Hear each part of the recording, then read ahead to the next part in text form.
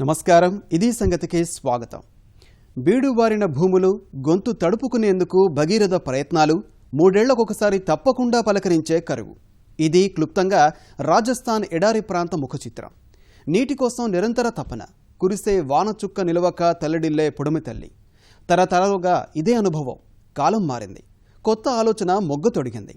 వానాకాలంలో ప్రకృతి ప్రసాదించే 4 చినుకులు నిల్వ చేస్తే జల స్వావలంబన సాధించవచ్చని నిరూపిస్తోంది రాజస్థాన్ ప్రయోగం. ఈ చతుర్ముఖ జల సంరక్షణ వ్యూహం తడారిన గొంతుల దాహార్తి తీరుస్తోంది. బీడుబారిన భూములకు హరితవర్ణం అద్దుతోంది. ఈ బృహత్ యత్నానికి కార్యక్షేత్రం రాజస్థాన్ అయినా రూపకర్త తెలుగువాడి, అమలు చేసింది తెలుగువాడి. ఎడారి నెలలో వెల్లివిరుస్తున్న జల క్రాంతిపై ఇవాల్టి ఇది సంగతి.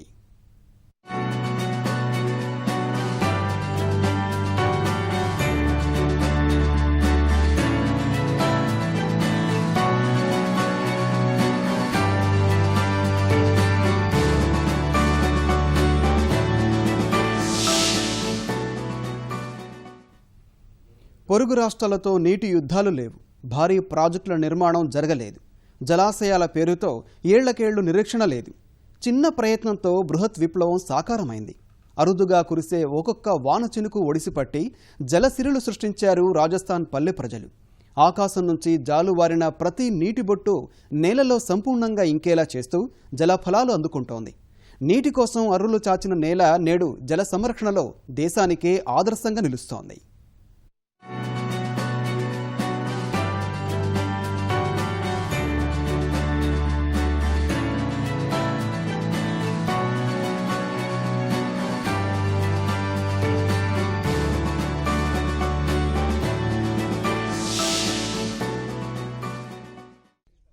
రాజస్థాన్ ఈ రాష్ట్రం పేరు చెప్పగానే ముందుగా మనకు గుర్తొచ్చేది అక్కడ ఉన్నటువంటి ఎడారి ప్రాంతమే. దాదాపు 60% మేర ఎడారి ప్రాంతం, అలాగే నీటి వినియోగం జరగని ప్రాంతం ఈ రాష్ట్రంలో ఉంది. 5 సంవత్సరాల్లో 3 సంవత్సరాలు కరువు కాటకాలు ఇక్కడ సంభవిస్తూ ఉంటాయి. తాగునీరు లేక, అలాగే సాగునీరు కూడా అందక రైతులు ప్రజలు ఎన్నో ఇబ్బందులు పడుతూ ఉంటారు. ఇదంతా గతం. ఇప్పుడు రాజస్థాన్ రాత మారింది.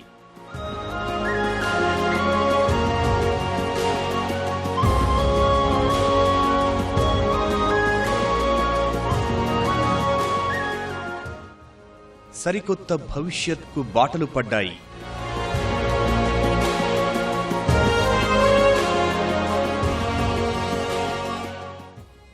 కొండలు బండలతో బీడుబారిన భూముల్లో నేడు ఎటు చూసినా జలకళ.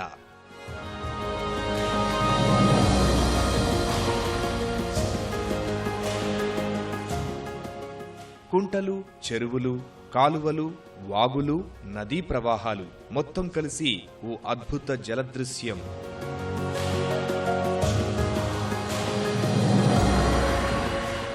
రాజస్థాన్ ముఖ చిత్రాన్నే మార్చేస్తున్నాయి.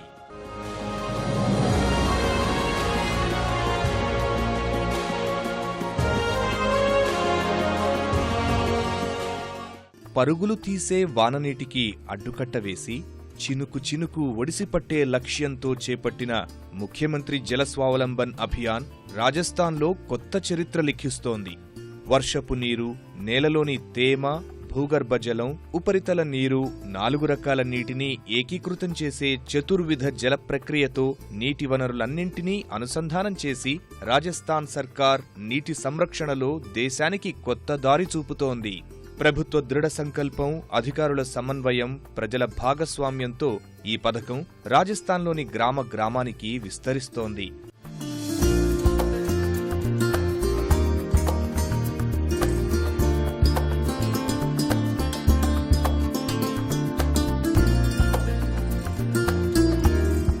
తొలి దశలో 3528 గ్రామాల్లో జల స్వావలంబన సాధించి మలిదశలో మరో 5210 గ్రామాలకు విస్తరిస్తున్నారు. 2019 నాటికి రాష్ట్రంలోని సగానికి పైగా గ్రామాల్లో నీటికి కొరత అన్నది లేకుండా చేయాలన్న సంకల్పంతో శాశ్వత పరిష్కారం దిశగా ఎడారి రాష్ట్రం అడుగులేస్తోంది. అసలు ఈ జల సంరక్షణ ఉద్యమం ఎలా ప్రారంభమైంది?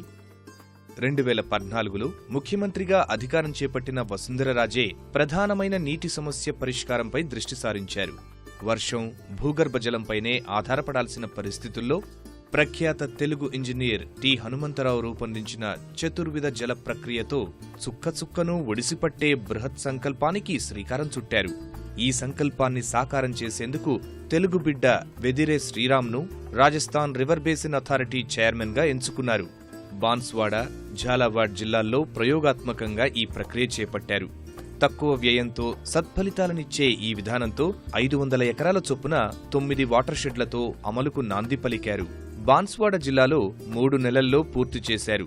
2014 సెప్టెంబర్లో ఝాలావాడ్ జిల్లాలో ప్రయోగాత్మకంగా చేపట్టి ఆ ఏడాది చివరికల్లా పూర్తి చేశారు. ఆ తరువాత తాగునీటి సమస్య తీవ్రంగా ఉన్న 500 ప్రాంతాల్లో చతుర్విధ జల ప్రక్రియతో వాటర్ షెడ్ కార్యక్రమం చేపట్టారు. 2015 ఫిబ్రవరిలో 500 చెరువుల నిర్మాణానికి శ్రీకారం చుట్టారు. సెప్టెంబర్ నాటికి 400 చెరువులు పూర్తయ్యాయి. చెరువుకు ఎగువ భాగంలో ఉండే 500 హెక్టార్లలో చతుర్విధ జల ప్రక్రియతో వర్షపు నీరు భూమిలో ఇంకేలా తవ్వారు.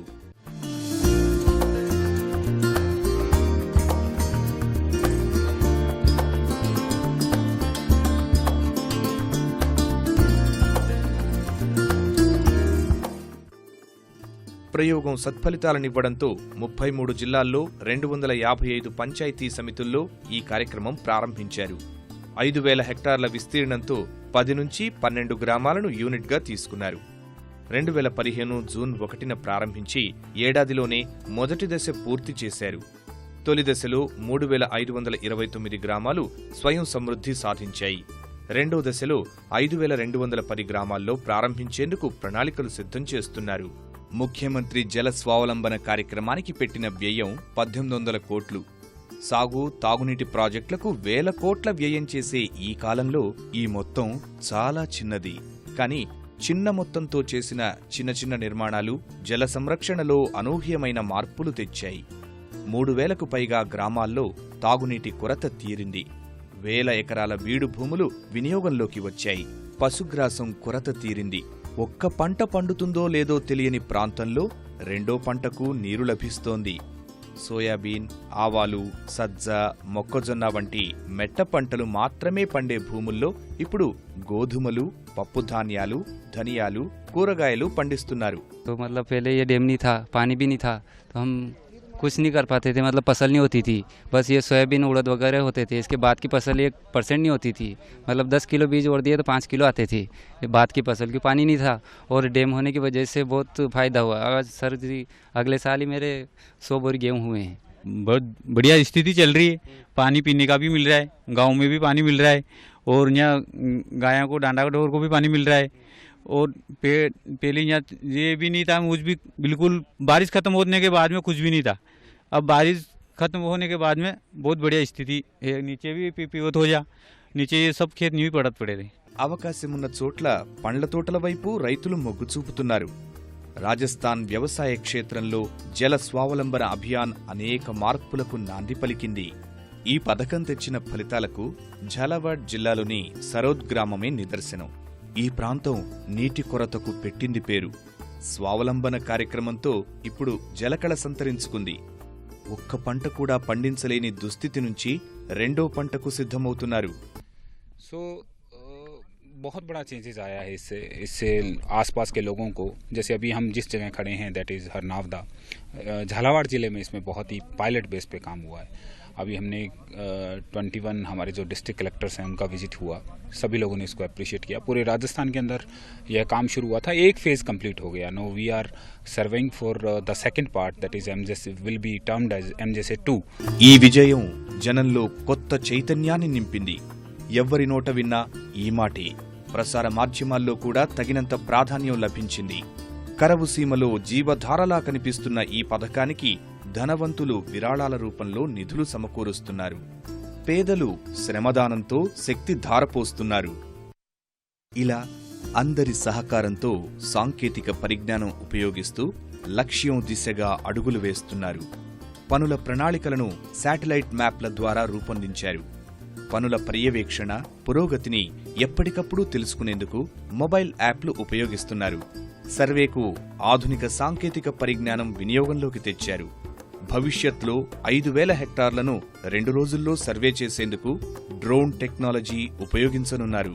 జనానికి జలఫలాలు శాశ్వతం చేసేందుకు రాజస్థాన్ ప్రభుత్వం ప్రతి గ్రామానికి నీటి బడ్జెట్ రూపొందిస్తోంది. గుక్కెడు నీటికి వగచిన ఎడారిలో జలధారలు పొంగిస్తోంది. ఈ బృహత్ యత్నం దేశంలోని కరువు పీడిత ప్రాంతాలన్నింటికీ ఆచరణాత్మక ఆదర్శం.